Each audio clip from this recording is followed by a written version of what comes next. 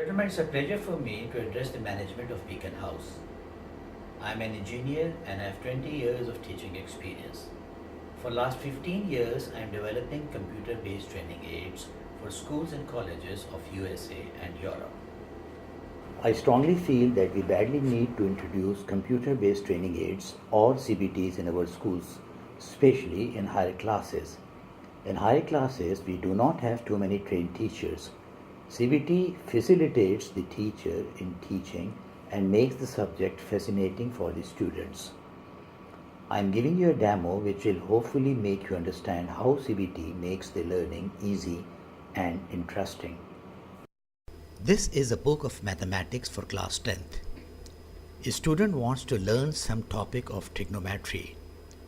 The student can scroll the pages or can go to the table of contents. He will click trigonometry topic and a menu will display all the topics of trigonometry. He wants to study finding heights and distances by using trigonometric ratios. So he will click on the topic. He will go to this page. Exactly the same contents of the page are being reproduced on the left side. I have added voice which describes the contents of the page. The right side explains the contents in animated form.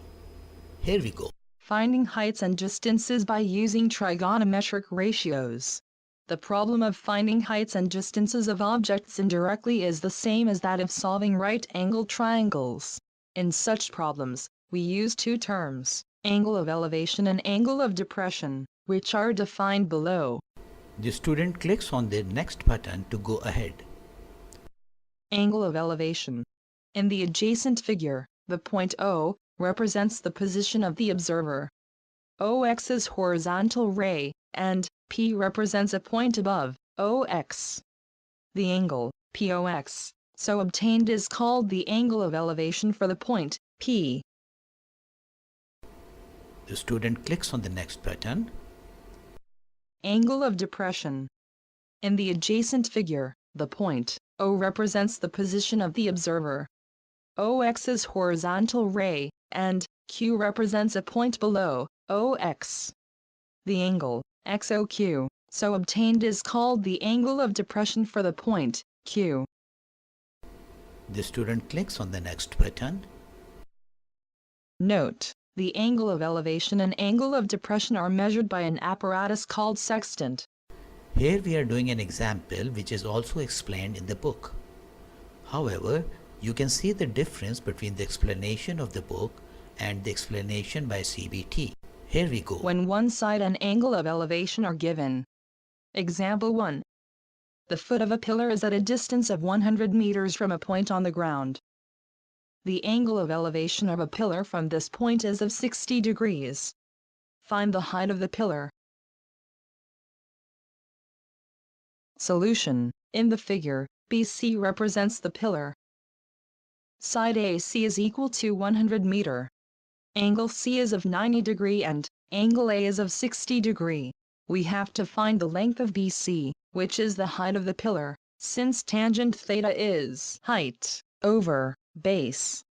Now BC over AC is equal to tangent A, since AC is 100 meters, and angle A is 60 degrees. We have BC over 100 equal to tangent 60 degrees, or BC equal to 102 under root of 3, since tangent 60 degrees is equal to under root of 3. We will find out the value of under root of 3 from the calculator. The calculator gives us the value of under root of 3 as 1.732.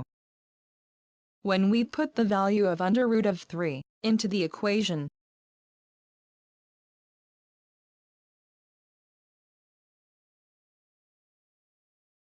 we get the answer as 173.2 meter.